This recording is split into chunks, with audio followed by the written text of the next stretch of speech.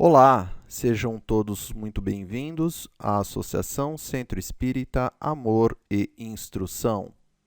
Para mais uma palestra, daremos início com uma oração que visa estabelecermos maior sintonia com a espiritualidade amiga.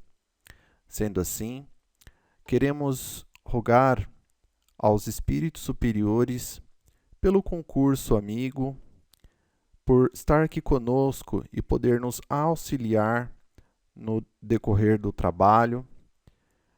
A Jesus, que possa nos amparar, nos proteger, nos intuir, para que possamos retransmitir tudo aquilo que, através da sua misericórdia, nos foi concedido para a nossa própria melhoria. Que possamos compartilhar, que seja das migalhas que pudermos, com aqueles que, porventura, um dia venham a assistir e ver essa palestra.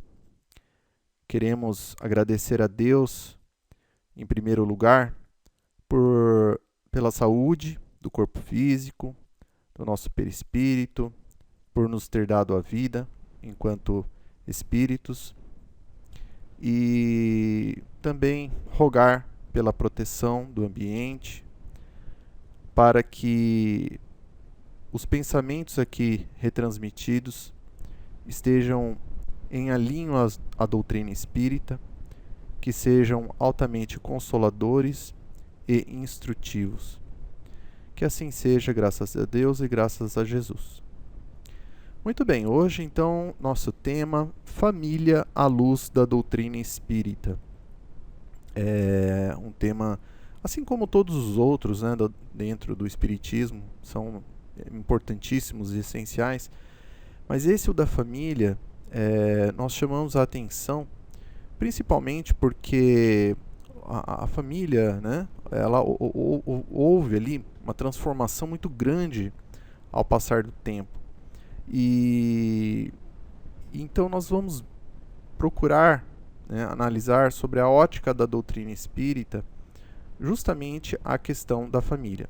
Claro que não queremos ter aqui a pretensão de abarcar tudo sobre o tema, né? Mas aquilo que pudemos estudar até hoje e compreender é o que nós vamos, a pequena contribuição, né, que nós gostaríamos de dar, e esperamos que ela esteja, digamos assim, correta e em alinho, né, ao Espiritismo. Muito bem. O nosso irmão maior e mestre, Jesus Cristo, certa vez nos disse o seguinte: o berço doméstico é a primeira escola e o primeiro templo da alma. Quando ele disse berço doméstico, nós podemos considerá-lo também como a família. E isso é bem verdade. Por que é o primeiro templo da alma? Porque é no seio familiar em que o espírito ele se revela na condição moral e intelectual que se tem naquela atualidade. Ou seja, quando um espírito encarnado, né, ele, depois de crescer, integra a uma família maior, que seria a família humana, digamos assim, nas suas variações. Então, seja na escola, né, naquela família que se forma, nas relações que se tem que ter com os demais encarnados na escola, ou seja no trabalho, né, ou seja, enfim, na sociedade de forma geral, a primeira família que esse espírito teve enquanto encarnado foi justamente lá com os seus familiares, ou seja, na família consanguínea, né, entre os laços ali materiais. Então, disso decorre da importância que se tem da família. Ela é extremamente relevante, porque é mesmo nela que o espírito reencarnante pode já não somente se demonstrar tal qual ele é no momento, mas principalmente o de aprender novos valores, de rever suas atitudes, sua forma de falar, sua forma de pensar, justamente nesse primeiro contato com outros espíritos que estão ali tutelando aquele outro que acabou de reencarnar. Esse assunto ele é tão importante porque nós vamos aqui trazer 3 exemplos, né, de irmãos e uma irmã nossa que teve grandes problemas no seio familiar. E aqui, claro, nós não queremos, digamos assim, condená-los, né, publicamente ou julgá-los de forma alguma. Tá? Nós estamos apenas trazendo esse exemplo deles para que nós possamos ali compreender o quanto o assunto da família ele é fundamental. Né? O primeiro deles, à esquerda, nós trazemos ali Kurt Cobain, que foi um cantor norte-americano.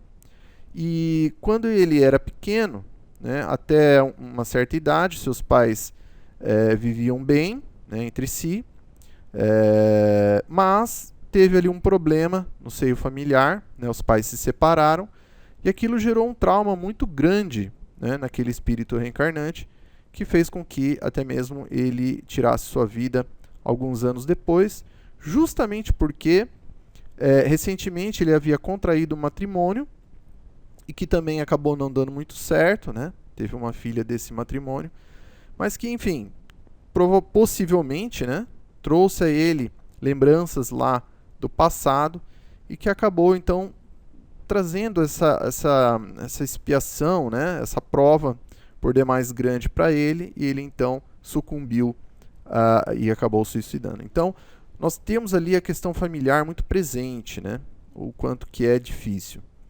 Depois nós temos Santos Dumont, que no caso dele não foi necessariamente um problema de família, mas que nós podemos dizer que sim, de certa forma também, né? Já um conceito maior de família, a família humana, né? Que trouxe para ele ali grandes dificuldades de poder suportar. Foi o caso em que ele, como inventor do avião, viu a sua obra sendo utilizada para aniquilar outros seres humanos. Né?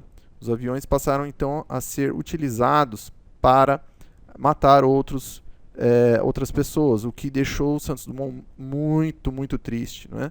Então aquilo ali foi uma prova para ele muito grande e que ele também acabou não suportando de certa forma. Né?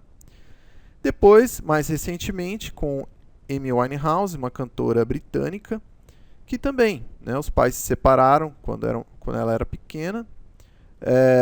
Anos mais tarde também acabou contraindo matrimônio e também não suportando ali todo aquele trauma, digamos assim, acabou cometendo suicídio. Então, ou seja, o que nós trazemos, né, desses exemplos, é claro que o fato de uma separação ou de uma dor que a família possa causar sobre um integrante dela, não quer dizer que todos os casos, né, acabam no suicídio e que nem devam, né, representar, digamos assim, aqueles que estiverem passando por isso ou que já passaram, que recorram a isso de forma alguma. Né? Aqui nós citamos apenas 3 casos em que isso ocorreu, para nós mostrarmos o quanto a família ela é importante, né, e que se deve ter um cuidado muito grande com ela. Né? E não somente no caso dos pais para com os filhos, mas também o inverso muitas vezes acontece. Né? Quantos e quantos são os pais, né, casais, que vivem bem, né, com os filhos e tudo, mas que por algum motivo, sejam os filhos ou as filhas, acabam se transviando. Muitos até mesmo em idades assim muito ainda tenras, né? Ou seja, idades ainda de poucos anos de vida, já demonstrando ali, digamos assim, comportamentos alheios às leis divinas, né? Alguns chegam à adolescência, enfim, se transviam completamente. Então, e aqui trazemos, né, na figura ali, o filho pródigo, né? Justamente aquele que havia, então, solicitado ao pai, né, que lhe permitisse, digamos assim, receber ali os bens antecipadamente. E, enfim, foi ao mundo, né, gastou todo o dinheiro, depois ficou sem nada e então retornou, né, ao seio ali da família, o que o pai, né, misericordiosamente o recebeu e agradeceu a Deus, né, por aquilo. Então, demonstrando um gesto ali muito grande, né, de amor, né, muito grande. Mas então nós vamos ver isso, ou seja, a família, não é? Ela é extremamente importante. É ali onde o espírito, num corpo, digamos, de um novo instrumento, né, que seria um novo corpo, e ainda mais em idade, digamos assim, menor, tem a oportunidade, porque há um registro todo novo, né? Ou seja, aquele corpo que recebeu o esquecimento do passado, né? O espírito ali naquele novo corpo tem o esquecimento do passado, então tem uma memória física nova, né? Num cérebro novo, e que então tem possibilidade de registrar, né, frente ao seu conteúdo em termos de espírito, novos valores. E que a família que vai possibilitar justamente prover esses novos valores. Claro, bons valores. Né? Então, e também, por que não, né, aos pais e demais membros da família também de aprenderem de repente alguma coisa com aquele espírito que, embora esteja num corpo ainda, digamos, de idade reduzida, mas que pode haver ali justamente um espírito, quiçá até mesmo muito mais antigo, muito mais experiente e muito mais evoluído moral e intelectualmente do que os próprios pais. Isso pode acontecer também. Não é tão comum, mas pode, né? Ou, se não no todo, pelo menos em parte. Então, em algum item ou outro ali, há algo para oferecer, né, àqueles que já estavam encarnados há mais tempo. Então, a família é justamente isso, né? Essa possibilidade ali de aprendizado mútuo e de trabalho, e de auxílio, né? E de justamente prover os valores das leis divinas, para que haja então justamente o quê? Um ensinamento, né, e um exemplo, que é o mais importante, de como bem viver. Né? Então aqui nós vamos fazer agora uma jornada, né, para compreendermos mais sobre o que vem acontecendo com a família. Então, certo momento, Deus, né, ele criou justamente os seus filhos. Ele criou um princípio inteligente, que nós vamos abstrair como um ponto de luz, uma centelha de luz. E então, digamos assim, essa inteligência em forma primária, né, esse princípio inteligente, ele foi habitando diversos reinos da natureza, né, no reino mineral, depois no reino vegetal, depois no reino animal e por fim hoje no reino hominal. Por que isso? Em cada reino da natureza, esse princípio inteligente estava adquirindo certas propriedades que são comuns em cada um desses reinos. Então, no reino mineral, sobre a questão da pressão, depois sobre o reino vegetal, né, a questão da sensibilidade, no reino animal, a questão da sobrevivência, né, do instinto, e já no reino hominal, esse princípio inteligente ele passa a ter uma característica, então, que não era presente nos reinos anteriores, que então passa a ter o pensamento contínuo e o autoconhecimento de si mesmo, né, da sua existência. E durante todo esse processo, nós vamos observando que a presença da família ela já existia. Então, aqui, se nós tomarmos mais o último reino, né, em que havia ali o princípio inteligente, nós vamos observar isso, que já existe essa questão da família presente. Mas só que com uma diferença. No reino animal, aquele princípio inteligente, ele só cuidava da família no seu sentido material, exclusivamente material, nada mais.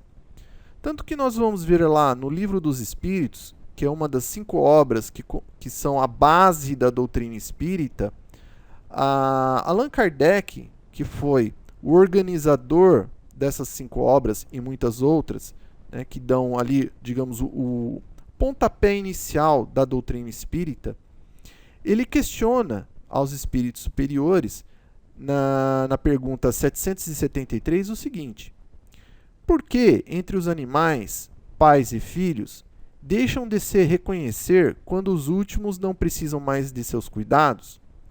Então os espíritos superiores respondem a Kardec: os animais vivem a vida material e não a moral. Não é? Então aqui nós temos já uma diferença. Não é? Já no ser humano é justamente algo a mais. Então, sim, há os cuidados materiais com relação aos filhos por parte dos pais no reino nominal? Sim, claro. Não é?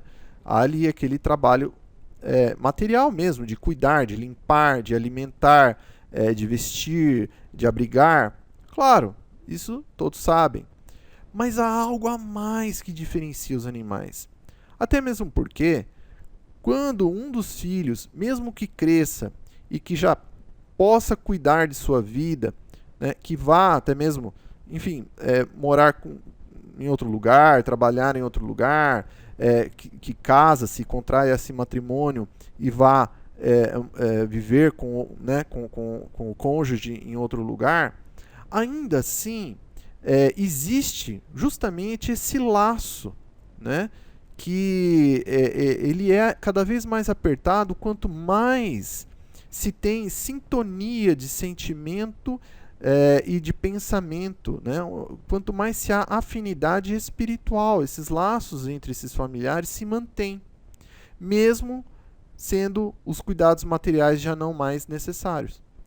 Isso tudo, claro, estamos falando, mas todos que estão assistindo aqui têm parentes, né, familiares, que se ligam, que mandam uma mensagem, que combinam um churrasco no final de semana para estarem juntos, conversando, dialogando, se abraçando. Então, claro, isso já está bem claro, né? Todos aqui têm já têm essa experiência, digamos assim, né? Já sabem daquilo que nós estamos falando.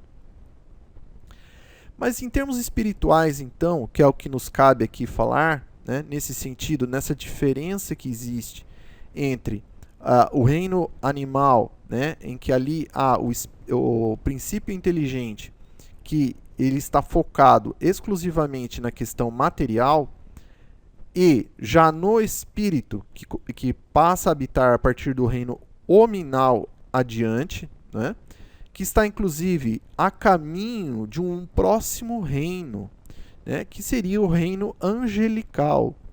Todos nós, né, espíritos imortais, que habitamos, ora, esse reino hominal, todos nós estamos aqui a cada dia mais evoluindo, justamente para que no futuro venhamos a habitar um novo reino, que será o reino angelical. Né? E aqui nesse quadro de evolução espiritual, deixa bem claro, olha. Então nós vamos ter ali na esquerda, né, a animalidade, no nível 0, onde há o quê? Logo abaixo ali, né, a materialidade. Então, basicamente, é assim que funciona. Então, quanto mais vai se evoluindo ali, no 1, no 2, 3, 4, 5, 6, há o quê? Um maior grau de espiritualização, né, da influência da lei do amor, da sabedoria, do conhecimento. Então, ou seja, os laços familiares passam a ser menos materiais, ou seja, não se tem tanto valor na questão material, né, do familiar, mas sim o laço ele é mais espiritual, ele é mais voltado a comunhão de sentimentos, a comunhão de pensamentos, e isso é que fortalece os laços entre os encarnados, né? E desencarnados também, nesse sentido aqui de laços, tá? E aí, justamente vem então o Evangelho segundo o Espiritismo, né? Que é também uma outra obra do Pentateuco kardeciano, a base do Espiritismo, que nos revela justamente o que nós temos falado. Então lá nos traz a informação, olha, os laços de sangue não estabelecem necessariamente os laços espirituais. Isso é tanta verdade que, se nós observarmos em algumas famílias, e quiçá até mesmo nossas, né, ou algum de nós aqui que tenha na família atualmente vivendo essa questão, em que se tenha, né, familiares ali consanguíneos mesmos. Então, de repente, entre irmãos, entre filho e pai, ou mãe e filha, ou tio e sobrinho, enfim, né? Ou seja, consanguíneos, porém, que não se entendem, não têm afinidade um com o outro, né? Não se procuram naturalmente. Né? Ou seja, por que isso acontece? Justamente o que nós estávamos falando. Né? O vínculo material consanguíneo não estabelece necessariamente o laço espiritual, o laço familiar, não sobre a ótica, digamos, da matéria, né? Que, claro, da matéria é impossível, não tem como, né? Existe ali o laço material, consanguíneo. Mas sobre a família no sentido espiritual, isso não existe efetivamente, ou seja, moralmente não existe. Né? Claro que, caso aqui alguém viva aqui nessa questão, né? Não queremos dizer que devamos desistir ou, enfim, entender como natural e deixar isso acontecer assim mesmo. Não, né? O objetivo é sempre crescer, melhorar-se. Então, ou seja, é aplicar ali Jesus, né? Perdão continuamente, oração pelo próximo, procurar estudar, né? Para entender o porquê que espiritualmente não se tem ainda, né? Esse consenso entre si, não é? Que é importante. Mas, para o nosso estudo aqui, então, é isso. Né? Os laços aqui entre os encarnados, né, embora sejam da família sobre o prisma humano, muitas vezes ele não é necessariamente espiritual também. Mas e aí nós vamos observar nessa nossa jornada que há alguns séculos passados, e não muitos, né? Quiçá um século ou dois no máximo, muitos dos laços familiares eram construídos basicamente, né, no prisma material. Ou seja, quando havia ali um interesse de uma família, né, juntamente com o interesse financeiro de outra família, havia ali então, digamos assim, uma união entre ambas as partes, através do filho de uma família com a filha de outra família, né, ou vice-versa, para que pudessem ambas as famílias manterem os seus bens ou ampliarem os seus bens materiais. Né? Mas só que sem perguntar, claro, o que cada uma desses espíritos, dessas almas, gostariam efetivamente. Né? Quantos e quantos laços familiares que eram constituídos dessa forma, em que ou uma ou outra parte, ou ambas as partes, eram profundamente infelizes, porque não se afinizavam espiritualmente com o cônjuge, né? Não tinham um sentimento, basicamente, pelo cônjuge. Né? Estavam ali de forma forçada, não é? Mas, o que acontecia muitas vezes? Como a sociedade, né, tinha essa forma como patamar, né, para que se formasse famílias, havia um constrangimento moral muito grande. Então, seja ali principalmente nesse caso mais para as mulheres, elas não simplesmente poderiam dizer não, eu não quero, né? Ou eu quero me separar, ou não vou, né? Por quê? Porque havia uma pressão tão grande que esses espíritos encarnados naquela época praticamente tinham que obedecer ali, porque senão ficariam mal vistas, né? Seriam expulsas, ou quiçá algo pior, né? Então acabavam ali aceitando, né? Muitas vezes o que acontecia. Claro que a gente tem que entender o contexto da época, né? A ignorância era muito grande em termos intelectuais, o ser humano, né?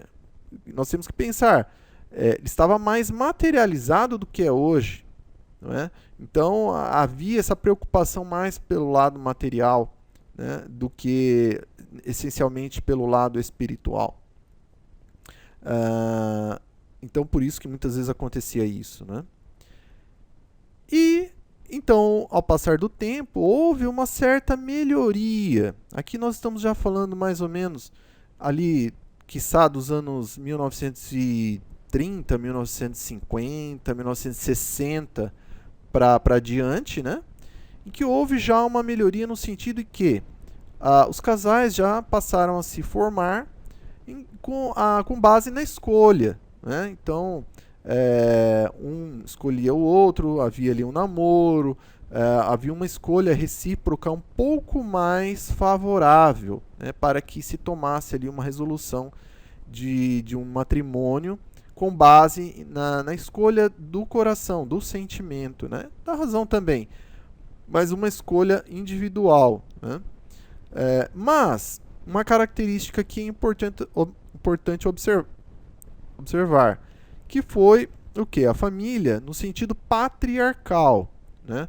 Ou seja, o homem incumbia ao trabalho externo, então ele que, digamos assim, detinha o monopólio do trabalho e da renda que trazia ao lar para o sustento da família, enquanto a mulher, né, o espírito que estava na morfologia feminina, tinha então o cuidado dos filhos. Então, ensinar os filhos, né, educação, até mesmo porque nessa época, um ponto importante aqui observar, não existia nessa época, principalmente no Brasil, em alguns outros países do mundo, em muitos dos países do mundo, né, a educação em massa.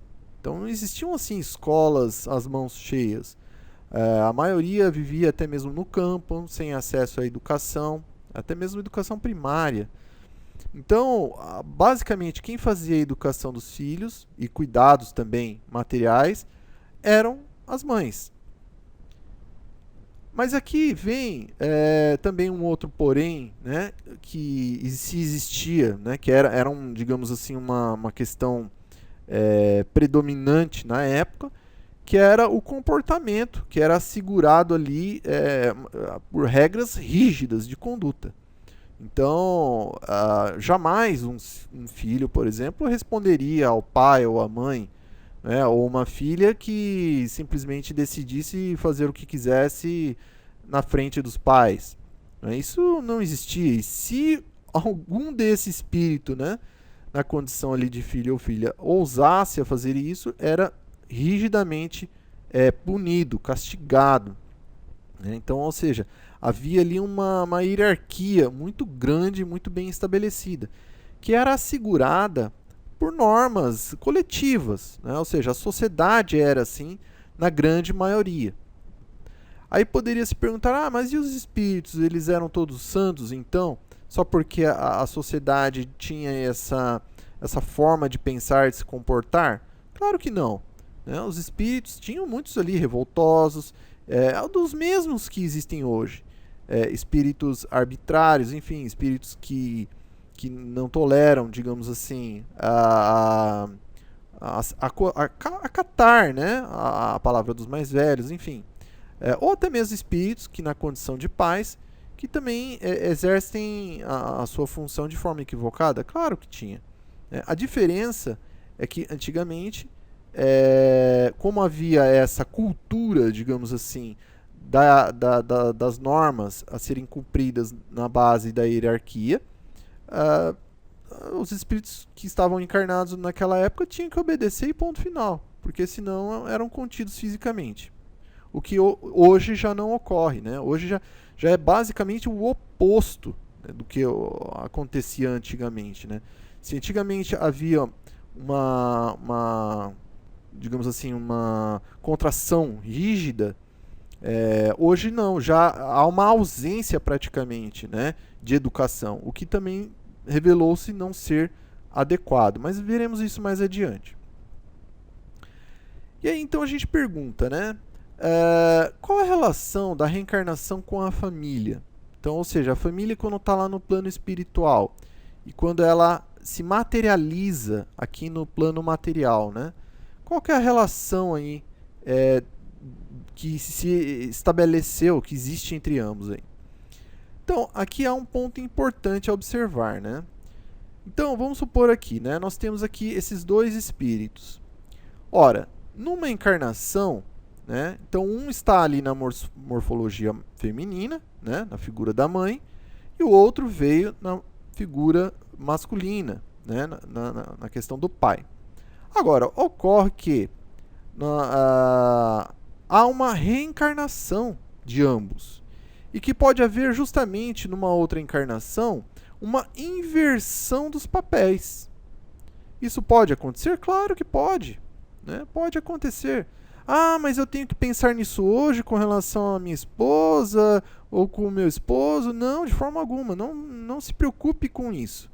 Não é da nossa, digamos assim, da nossa necessidade de saber, né, ou querer saber o que o cônjuge, ou filho ou filha, foi numa encarnação passada. Isso nós não devemos nem procurar saber. O que é importante para nós é sabermos o seguinte, que essa alternância de papéis aqui na matéria, né, na figura de um membro da família, ele é importante e ele ocorre muitas vezes justamente para que haja, digamos assim, uma evolução entre ambos. Então, porque se um espírito, ele, digamos assim, viesse na condição única e exclusivamente, por exemplo, a do pai, ele só aprenderia o que aquela morfologia, né, do homem tem ali proporcionar. Somente o que um homem vive, ele aprenderia. Agora, se há uma alternância desse papel, de repente, agora na questão como de uma filha, por exemplo, alternando esse papel, pode o quê? Se aprender o que aquele universo tem a oferecer, né? E a mesma coisa que ocorre nesse exemplo, né? Então nós temos ali a figura que ora na encarnação passada foi a da mãe, que pode sim, né, vir a tomar a figura do pai, justamente para que possa aprender e que possa ensinar um ao outro, né, a melhores formas de pensar, de agir, né, a aprender justamente aquela outra parte, algo que aquela outra parte tem a ensinar, né? E pensemos então, né, como é que seria, por exemplo, um pai que numa outra encarnação então passa a ser filho, né? Isso tudo há uma consequência muito grande em termos familiares, porque se numa encarnação, né, aquele espírito vivenciava, né, a figura paternal com muito, digamos assim, despotismo, por exemplo, um exemplo, né? O que será desse espírito agora que reencarnou numa outra encarnação? Claro, no mesmo seio familiar, apenas com novos corpos, né? Na figura agora de um filho, né? Como é que ele vai? Será que ele vai acatar agora o outro espírito, né, familiar que está habitando agora na figura masculina como um pai? Ou ele vai ter aquele orgulho, né, e querer continuar a ser um déspota, embora sendo um filho agora? Como é que vai ser, né? Então, isso ocorreu naquela época e ocorre ainda hoje. Aí alguns poderiam dizer, mas a reencarnação, eu vou estar sempre reencarnando exatamente com os mesmos membros da família? Na maioria das vezes, sim. Não necessariamente, claro, né, uma regra que seja 100% ou que seja sempre. Não. Muito possivelmente, novos espíritos poderão vir digamos assim, a integrar aquele núcleo familiar para também aprenderem, para ensinarem alguma coisa. Mas dizem os espíritos que basicamente, tá? Não é uma regra, não é uma constante, porém, basicamente, de uma encarnação para outra, sim, nós estamos sempre ali, né, justamente com aqueles que nós amamos. É o que nós estávamos falando lá no início, né? Ou seja, é aquela ligação espiritual que vai se formando e que vai se mantendo, e que ela não se quebra com o desencarne. Isso é tanto verdade que quando um parente muito querido nosso desencarna, nós passamos toda a nossa vida, muitas vezes, ali ainda ligados àquele nosso parente, né? Com um sentimento de saudade, com um sentimento de querer ver de novo, de querer estar junto de novo. Ora, se não justamente a prova de que esse laço espiritual ele não se quebrou. E que assim que nós desencarnarmos, nós estaremos junto com eles, e aí, quiçá, até mesmo eles já tenham reencarnado, já nos esperando numa próxima encarnação, para que nos recebam justamente, para que possamos continuar a viver juntos. Então, o importante aqui nesse sentido que nós queríamos frisar é justamente isso, chamar a atenção para esses casos que ocorrem em que o espírito ele vai trocando de papel de uma encarnação para outra no mesmo seio familiar e as consequências que isso gera. Então, às vezes a gente tem aquela nossa filha que se revela de uma forma ou de outra, ou um filho que se demonstra ser assim ou assado. Por que isso acontece? Muitas vezes se dá justamente por encarnações passadas que nós vivemos com esses próprios espíritos. Muito bem. E a humanidade, então? O que aconteceu na nossa jornada aqui, né? Retomando. A humanidade, então, continuou seguindo aí o seu caminho, né? Evoluindo. E certos fatores contribuíram para a formação da família. Quais são esses fatores? Bom, aqui nós estamos falando até 1960, né, em que a estrutura familiar era patriarcal, não existia muito a educação, né, ela não era muito difundida, mas houve então uma evolução muito grande, né, uns 50, 60 anos atrás, ou um pouco mais, em que a educação ela foi massificada. Então hoje, por mais que nós venhamos a viver num determinado país ou numa condição mais precária, ainda assim há um acesso à educação muito maior do que na época dos nossos avós, dos nossos bisavós. E o que isso, digamos, trouxe de consequência para a família no seu sentido espiritual? Ele libertou o pensamento. Se antes o povo, digamos assim, não tinha educação, o seu pensamento era restrito. Qual que era o alcance do pensamento dos nossos bisavós, dos nossos avós? Eram muito limitados, porque não tinham conhecimento, digamos assim, não somente das ciências positivas, como a matemática, física, química, música, biologia, política, geografia, história, entre outras. Não, mas também a questão do conhecimento, por exemplo, moral e ético. Era muito mais restrito. Então, basicamente, é como se os nossos bisavós, nossos avós, permanecessem numa espécie um pouco maior de uma certa infância em termos intelectuais. Já nós, nessa geração atual, que tem um pouco mais digamos assim, de abrangência de conhecimento, modifica-se muito mais.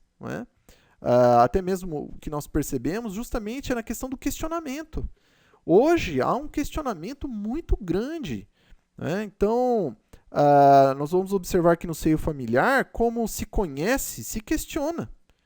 Então, um filho chega para um pai e fala, não, mas por que você está fazendo isso? Eu li lá na internet, assim, assado, no site tal, que fala assim de lei tal e tal. Antigamente existia isso? Não existia. Por quê? Porque não se tinha acesso a conhecimento. Não é? Então, entre os casais, por exemplo, hoje em dia, né? Entre os casais ali em formação, né? Futuros cônjuges, muitas vezes acontecem, digamos assim, não digo brigas, né? Contendas, mas, digamos, conflitos, justamente por essa questão de informação. Ambos sabem muito bem direitos e deveres. E aí questionam-se um ao outro ali de uma forma muito mais intensa e muito mais clara e muito mais aberta do que era antigamente. Porque, como nós vimos agora há pouco, existia uma pressão social muito grande em que, principalmente do lado, né, de quem habitava, o espírito que habitava numa morfologia feminina, na figura da filha ou da mãe ali, de o quê? De apenas aceitar e ponto final. Não podia, digamos assim, questionar. Até mesmo porque não tinha conhecimento, mas mesmo que quisesse, havia aquela pressão social para que não questionasse. O que hoje já não existe. Então ampliou-se o quê? Justamente esse questionamento. Né? Se é ruim ou se é bom, não nos cabe aqui julgar. O que nós vamos ver mais à frente é que há digamos assim, uma espécie assim de excesso de ambas as partes, ou seja, há uma falta de equilíbrio. Mas nós vamos ver um pouco mais adiante. Outro ponto, né, em que a sociedade evoluiu muito foi justamente ali também, ali por volta dos anos 60, né, que foi a emancipação da mulher. Então, os espíritos que habitavam ali naquela geração que deu início, né, a esse movimento de emancipação, justamente também trouxe ali digamos assim, uma consequência na família muito grande, muito grande. Porque até então, como nós víamos, as mulheres praticamente não trabalhavam fora, né? Elas ficavam em casa, basicamente, cuidando dos filhos e da casa. A partir do momento que elas foram trabalhar fora, né, houve ali totalmente uma revolução. Né? Houve consequências de diversos matizes. Né? Uma delas foi, claro, e não é aqui digamos, um questionamento, mas houve uma maior massa de trabalhadores e trabalhadoras, então, agora, no mercado de trabalho. Claro, isso muito possivelmente derrubou os salários pela metade, né? Mas o mais importante aqui que nós queremos observar justamente é o seguinte, que hoje nós temos ali justamente então a figura da mulher no mercado de trabalho de forma intensa. Muitas delas, inclusive, a maioria hoje já digamos, suprem o lar de recursos financeiros. Né? Mas acho que o ponto principal ali, né, dessa questão que esses espíritos que deram início aí a essa emancipação da mulher, e que, quiçá, né? E aí fica ali o questionamento, quiçá eram até espíritos, digamos assim, mais identitários, quiçá mais masculinos, que iniciaram essa revolução, porque justamente não queriam, né, não aceitavam a viverem na condição agora, na atual encarnação, na figura feminina, tendo que não poder fazer aquilo que faziam antes, né? Pode ser até mesmo, por que não? Mas aqui, voltando, o mais importante é o seguinte, olha, e os filhos, né? Com quem ficaram, né, a partir dessa revolução? Porque antigamente ficavam com as mães, né? E depois disso não ficaram mais. Então, com quem que eles ficaram? Com os avós, né? Basicamente, né? Alguns que poderiam pagar ali por uma ama, né? Enfim, por uma enfermeira, uma professora, alguém que pudesse ficar com essa criança, mas basicamente os avós. Mas o que nós temos que entender em termos espirituais, que é um ponto também que vai, sim, afetar a família, é porque é o seguinte, os pais tendem a ser um pouco mais criteriosos na formação dos seus filhos. Né, um pouco mais críticos, um pouco mais controladores, de certa forma, né, um pouco mais educadores. Já os avós, eles já tiveram essa experiência.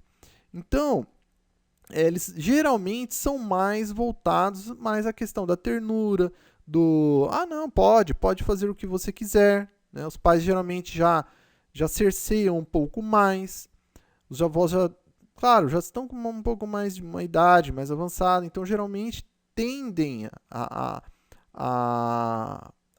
dizer mais sim do que não, não é? Agora, isso vai afetar a família em termos espirituais? Vai, porque aquele espírito, né, que está num corpo jovem e que tem aquela faixa de idade para, como uma esponja, né, absorver valores ali para se melhorar, claro, vai ter nos avós, sim, bons exemplos, né? Deve, pelo menos, ter bons exemplos. Mas alguns desses fatores, principalmente o fato de receberem, digamos assim, mais sim, não é? Aquela possibilidade mais, assim, aflorada, claro, vai, digamos, alimentando nesses espíritos. E quando nós falamos de um espírito, nós estamos falando de toda uma sociedade que vive desse jeito. Então é toda uma massa populacional que, quando se tornar adulta, vai ter o quê? Basicamente um tipo de cultura, de que, eu sempre pude fazer, então eu vou fazer. Mesmo quando não se puder tomar determinada ação, determinada atitude, né?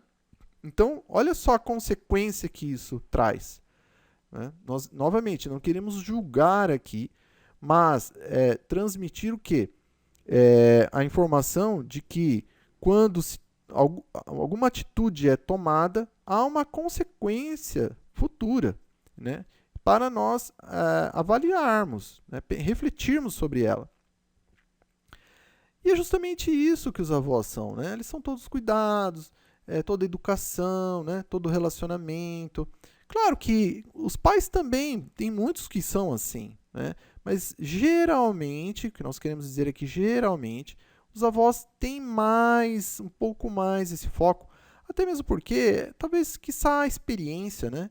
Eles já tiveram a experiência com os filhos deles, então eles sabem alguns pontos em que não se deveria ter agido um pouco mais assim ou assado, então acabam tendo um pouco mais de tato, quiçá, né?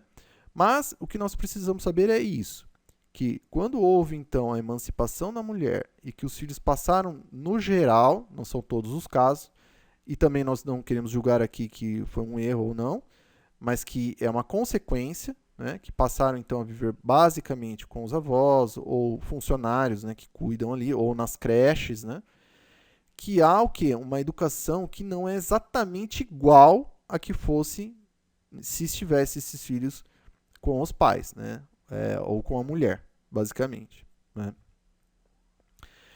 Um outro ponto também que houve ali um impacto muito grande na família foi justamente a criação de novas leis. Ou seja, até 1977, não existia, basicamente, possibilidades de separação se não fosse de forma litigiosa. A sociedade também, pelo menos aqui no Brasil, né, não via com bons olhos, né, principalmente, novamente, né, as mulheres que se separavam.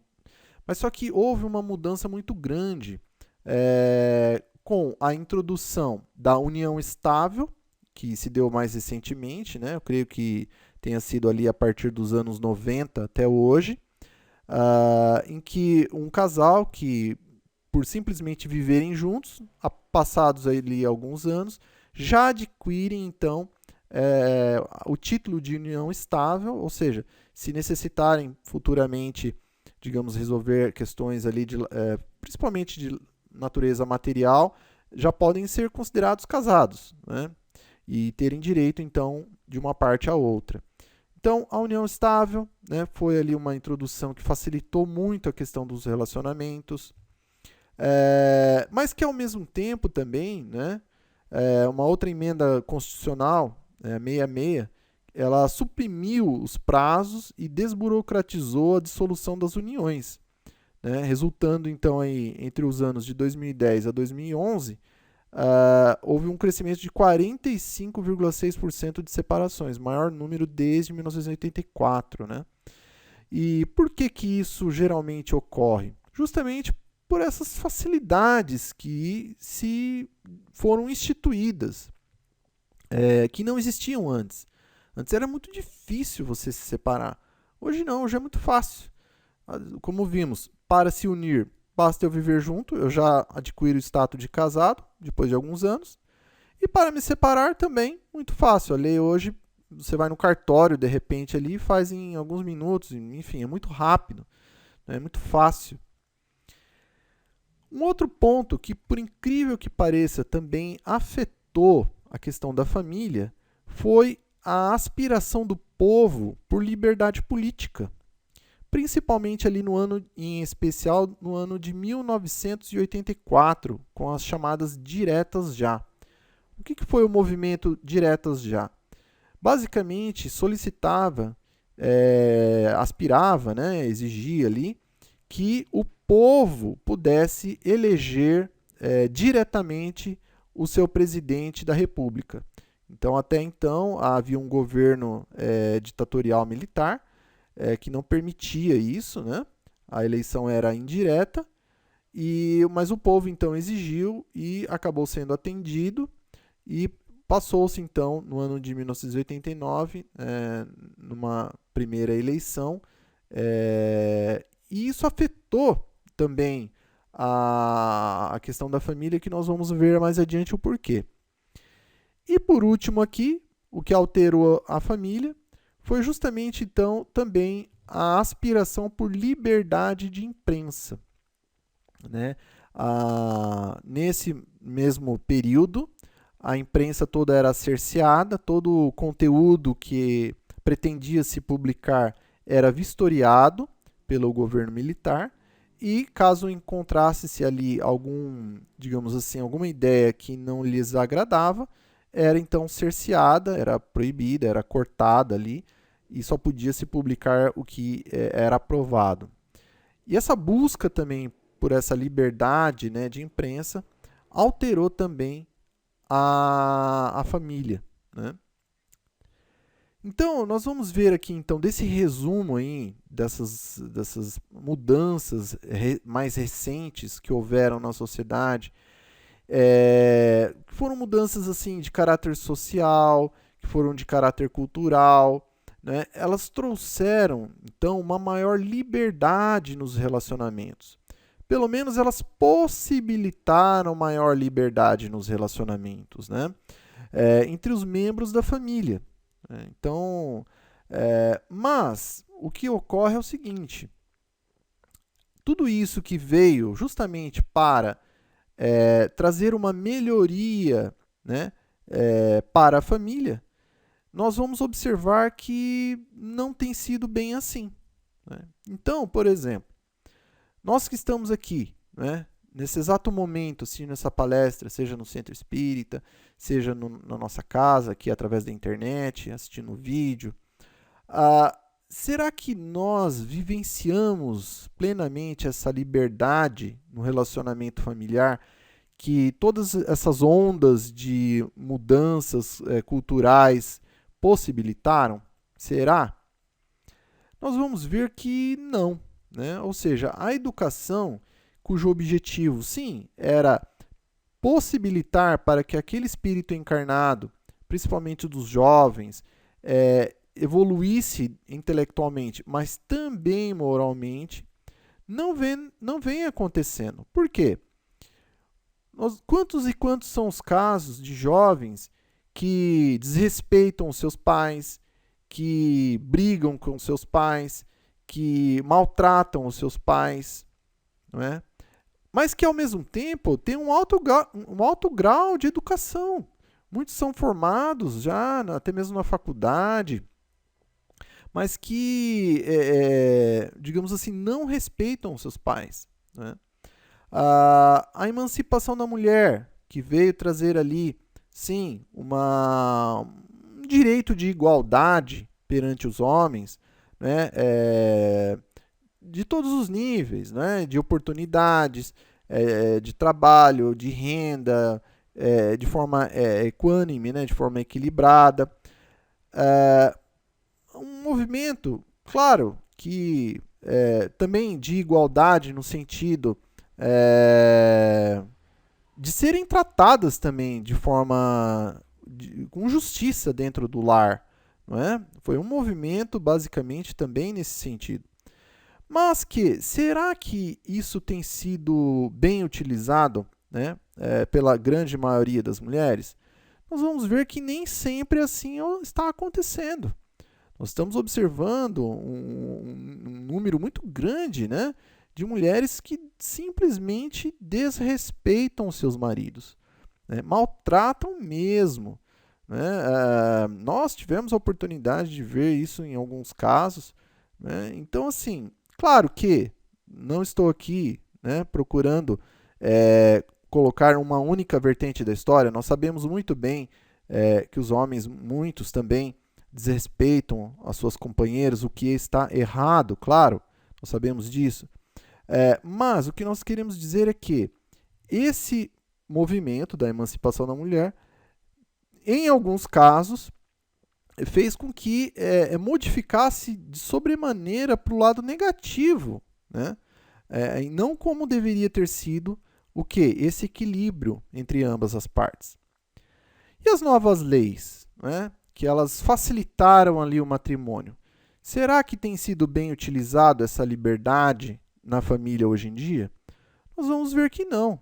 Porque da mesma forma que é fácil eu me casar, né, qualquer briguinha, às vezes por questões banais, né, principalmente por questões ali, novamente, por cada um conhecer justamente direitos e deveres, qualquer questãozinha ali, simplesmente já recorre à justiça e já se separa. Por quê? Porque a lei permite isso acontecer de uma forma muito fácil. Né?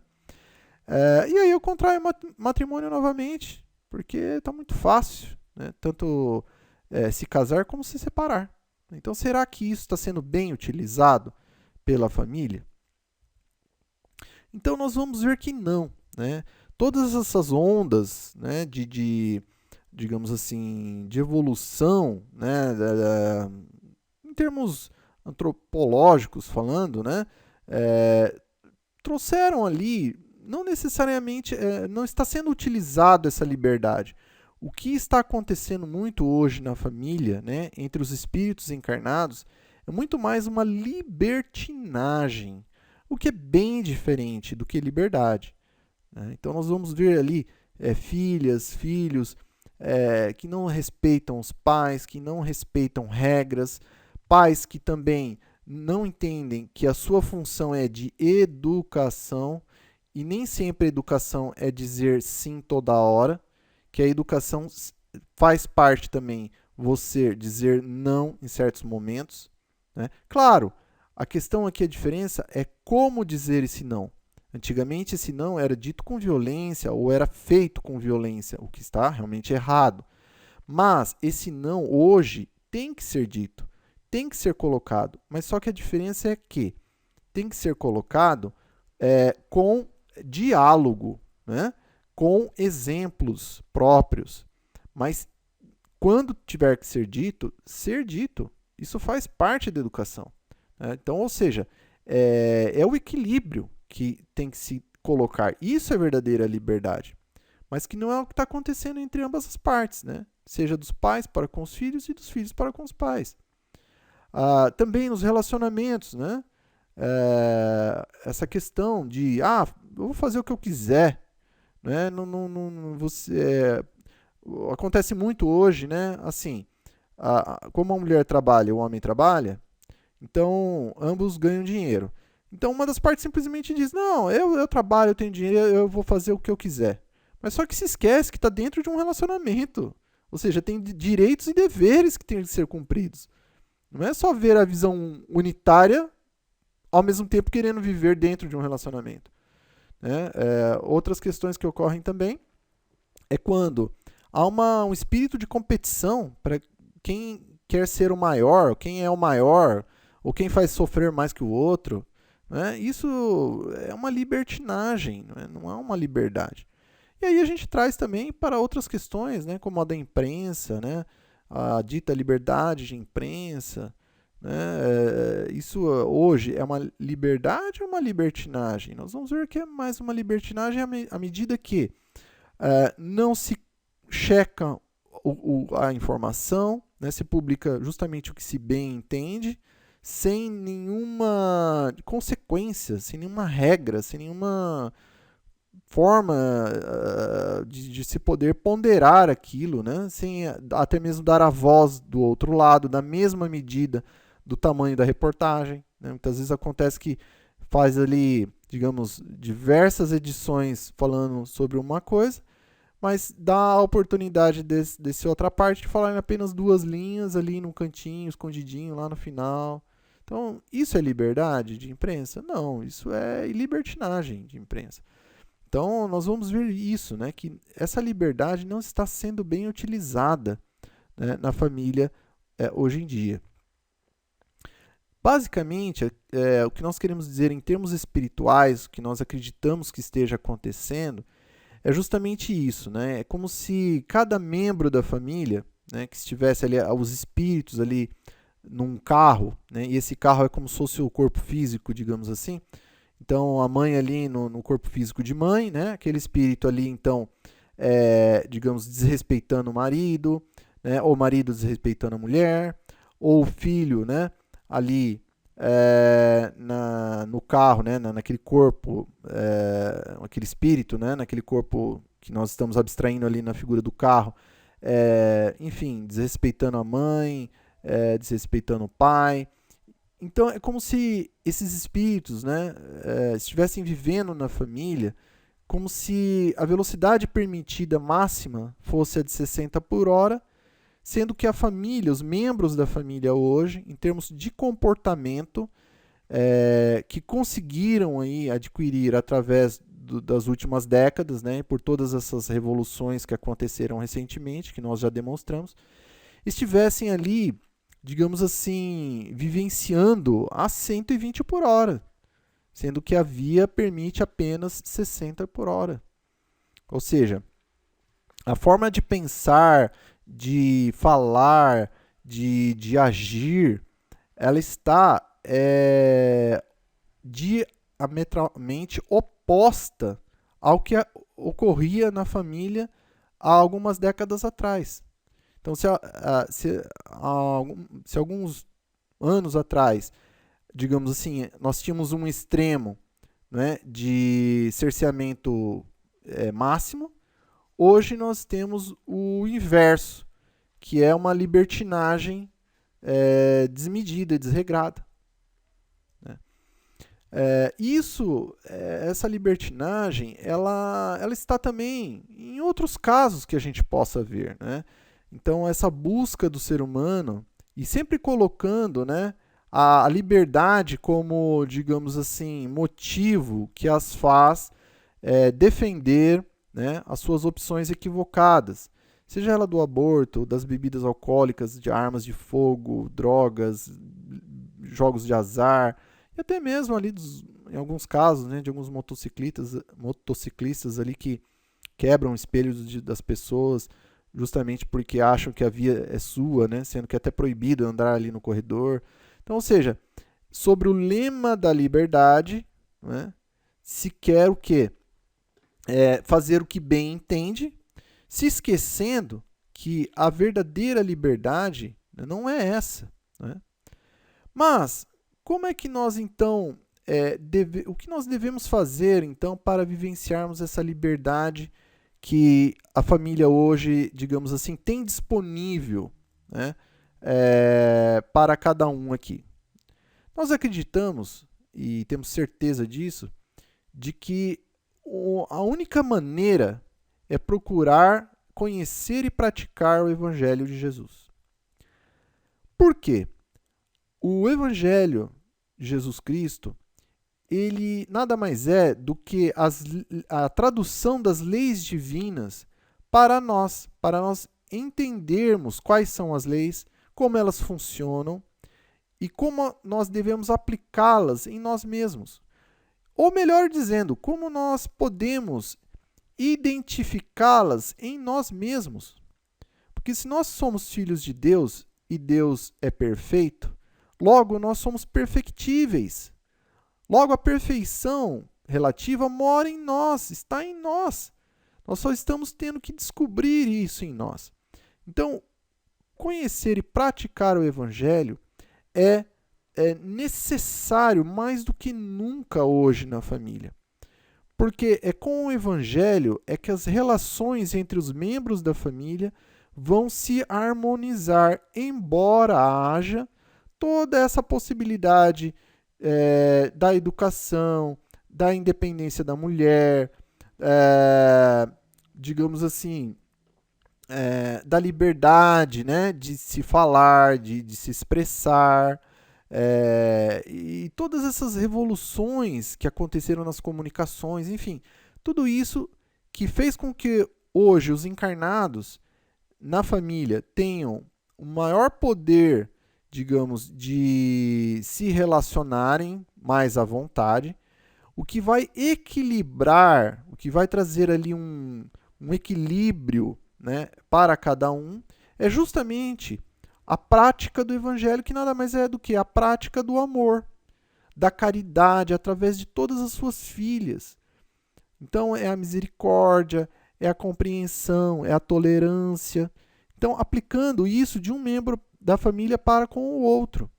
Isso é fundamental, é o que vai equilibrar, então. Então, o Evangelho é uma oportunidade para a família, né, justamente de conhecer as leis de Deus, né? Aqui há algumas delas, e duas delas que são principais e fundamentais, a lei de amor e de caridade, que são principais, ou seja, que esse amor e essa caridade conhecida e praticada entre os membros da família, é que vão trazer justamente resgatar então, estabelecer a paz no seio familiar, que é o que tanto falta hoje em dia. Se tem muito conhecimento, né, sobre tudo que existe na sociedade material, mas não se tem justamente o sentimento do conhecimento da prática da lei de amor, por exemplo, que é o que equilibra, né, todas as demais. Então, a verdadeira liberdade é aquela em que há responsabilidade perante o outro, que há respeito aos direitos do outro.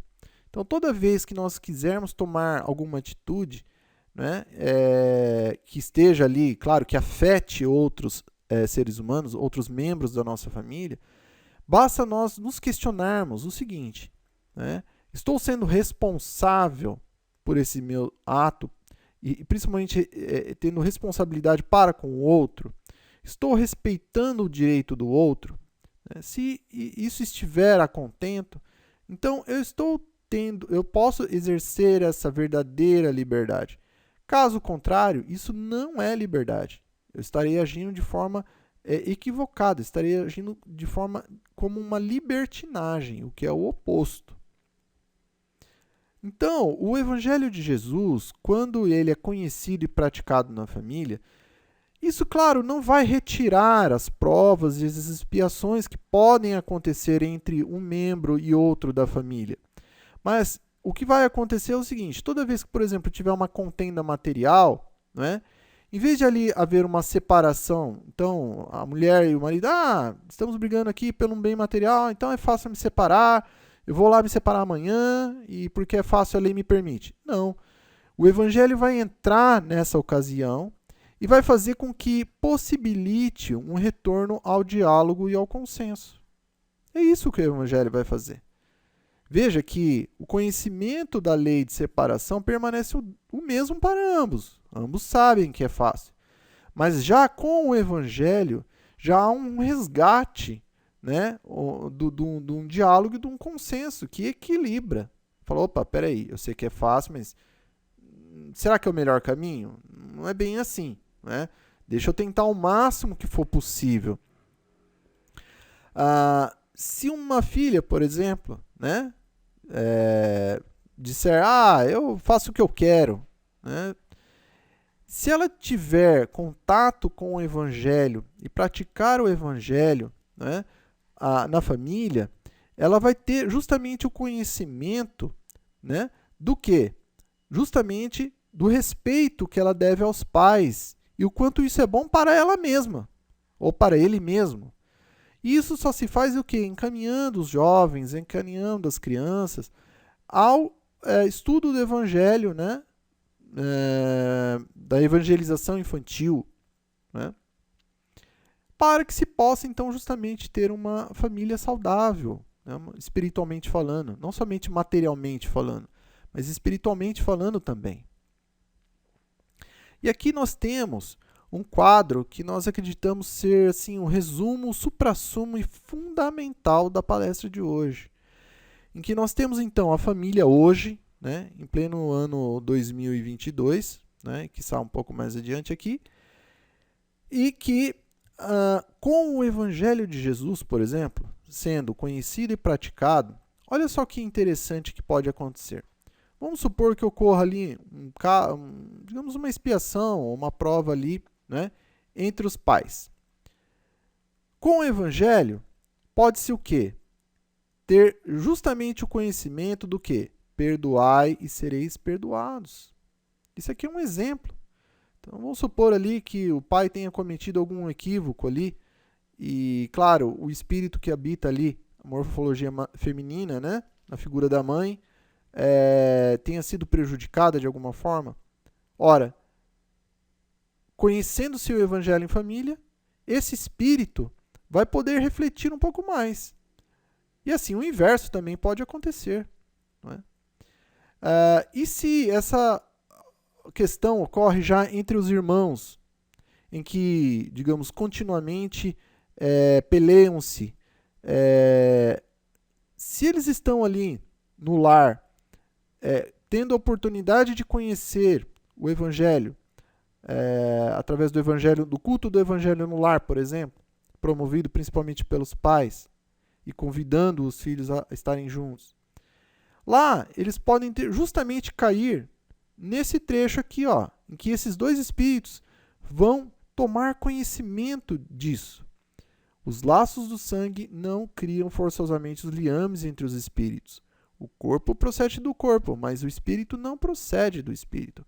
Ou seja, eles vão, no mínimo, poderem entender o porquê brigam tanto. São espíritos antagônicos em termos de sentimentos e em termos de pensamentos.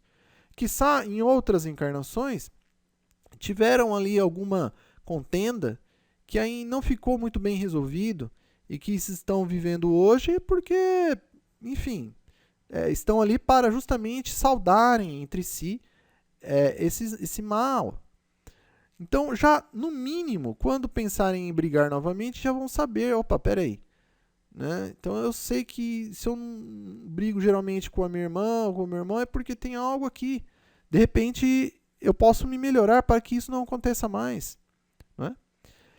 E se os filhos, né, maltratam os pais? Ora, se eles estão ali estudando o Evangelho em casa, estão procurando tentar praticá-lo, eles vão ter no mínimo conhecimento que está lá, né, na codificação, principalmente no Evangelho segundo o Espiritismo e no Evangelho de forma geral também, não é? Honrai o vosso pai e a vossa mãe. No mínimo, eles vão ter o quê? Um conhecimento. Eles podem até, de repente, continuarem a persistirem no equívoco. Mas com uma diferença. Antes não tinham o conhecimento. Hoje já não. Hoje já sabem, né, o que devem fazer. Então já traz ali uma possibilidade de melhoria. E por fim, se os pais, porventura, não estejam cuidando muito bem dos seus filhos, com o contato, né, com o Evangelho, eles vão saber o seguinte, olha, principalmente aqui no Livro dos Espíritos, né, na questão 208, né, em que diz lá, os espíritos dos pais têm a missão de desenvolver os dos filhos pela educação. Isso é para eles uma tarefa. Então, no mínimo, pode trazer uma reflexão a esses pais, no sentido de se questionarem se estão efetivamente educando os seus filhos. E se não estão, de o fazerem, porque é uma tarefa que lhes coube. E principalmente, de que não necessariamente e exclusivamente da educação das ciências ditas positivas. Então, seja a administração, a química, a biologia, a medicina, entre muitas outras, engenharia, né? Não pura e simplesmente colocar os nossos filhos nas escolas, já prevendo uma boa profissão para eles ou para elas, para que venham a ter um trabalho com alta remuneração, enfim, toda aquela história, né, que esse mundo material geralmente acaba, digamos assim, massificando essa ideia restrita aos pais e que repassam, digamos assim, aos seus filhos, né?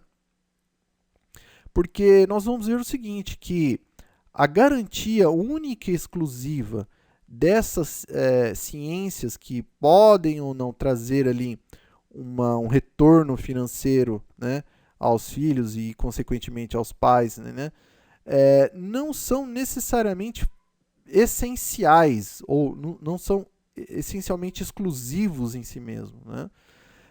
Nós vamos ver ali que existe sim algo que equilibra, né, todas essas ciências positivas, né? E o que seria, né?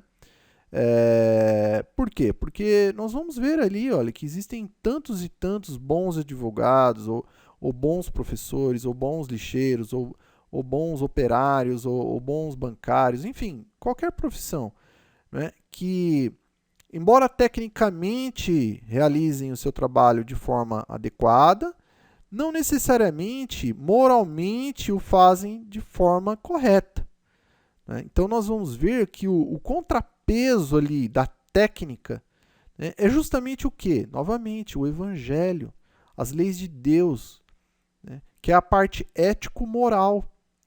Então, e olha só que interessante, a parte ética e moral, exclusivamente, sozinha, né, que ela equilibra todas as demais. Então nós vamos ver o quanto é importante justamente isso, né?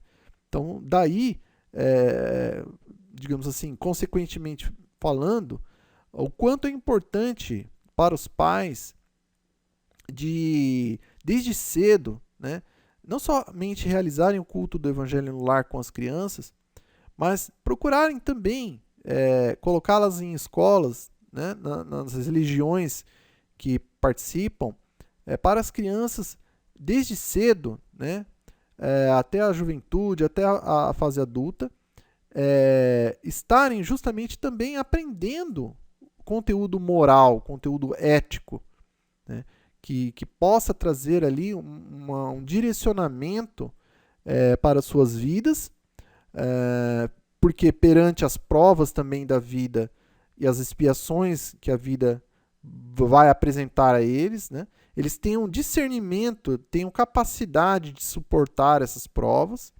tenham discernimento para tomar melhores decisões, né?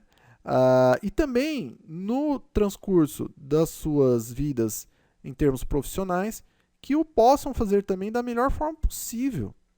Então, nós vamos ver aqui o quanto é importante isso. E aí, para finalizarmos então, né, nós gostaríamos aqui de fazer uma pergunta, né?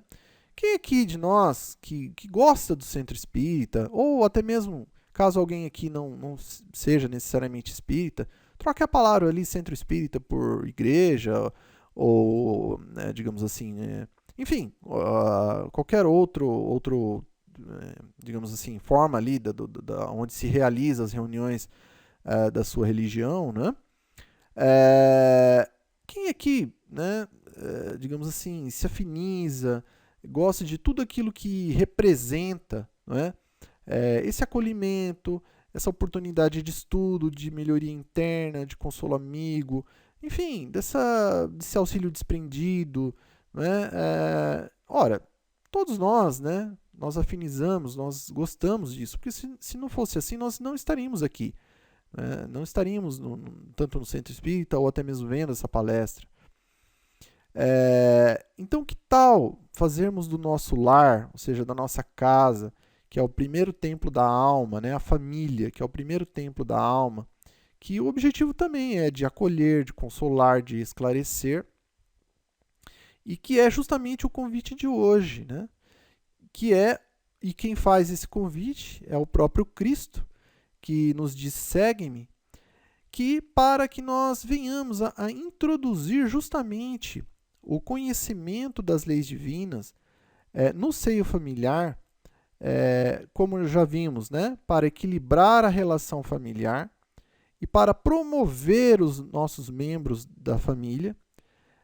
E aí quem diz, né, muito bem a nós é o Espírito de Emmanuel, né, no livro Família, no capítulo Luz do Evangelho, em que ele diz, olha, escolhes alguns minutos por semana e reúne-te com os laços domésticos que te possam acompanhar no culto da lição de Jesus.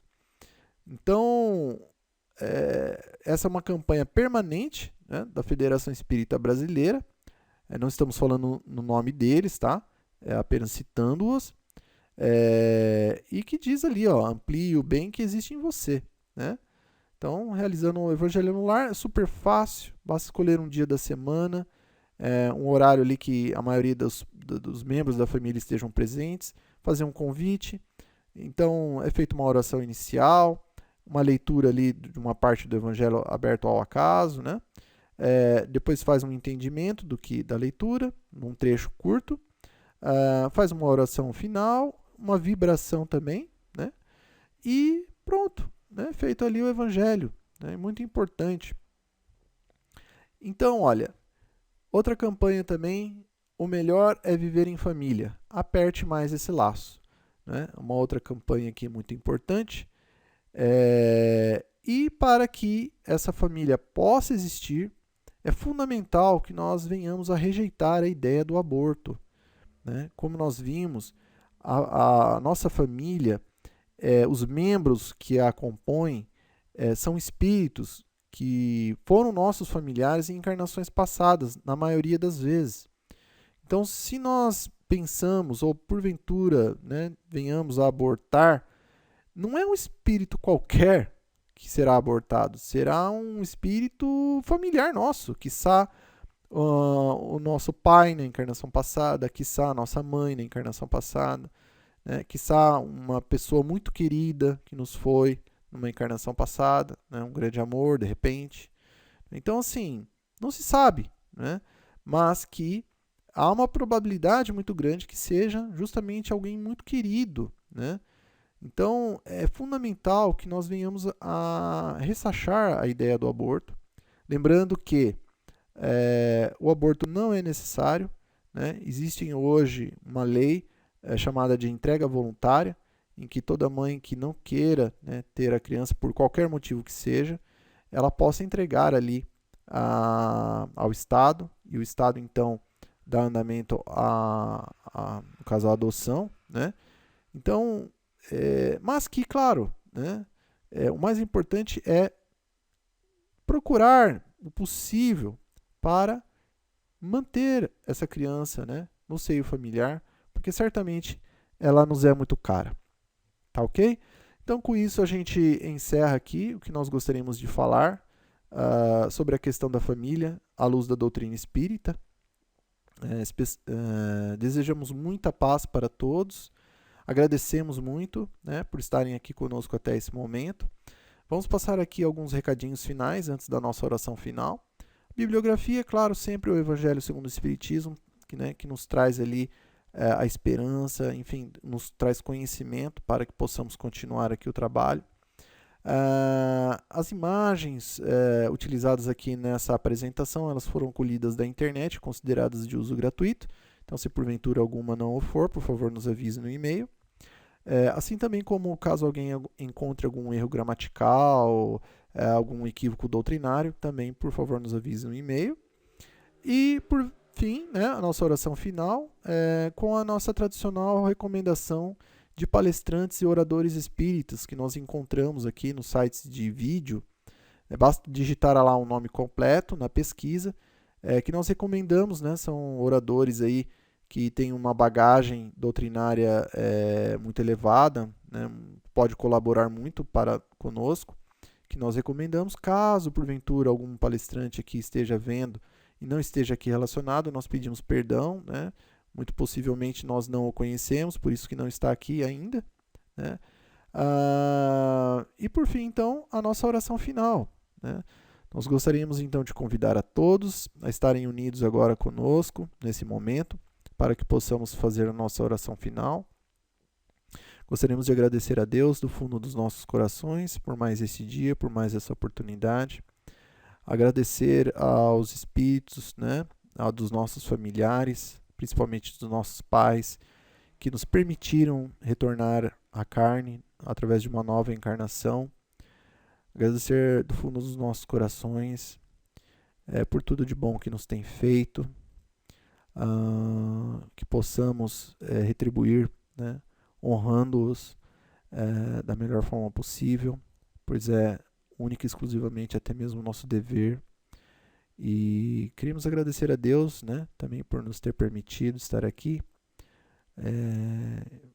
Gostaríamos de vibrar por todos os nossos irmãos e irmãs que se encontram, que estejam aqui também assistindo essa palestra, estejam onde estiverem, o nosso apreço, o nosso carinho, rogando por fim a Deus, né, que possamos estar aqui numa próxima oportunidade, né, para um novo trabalho. E por fim também agradecer aos espíritos familiares que estão conosco aqui nesse momento, que nos auxiliam, nossa vibração amiga também, nosso abraço fraterno em termos espirituais a todos eles, a todas elas. Que assim seja, graças a Deus e graças a Jesus.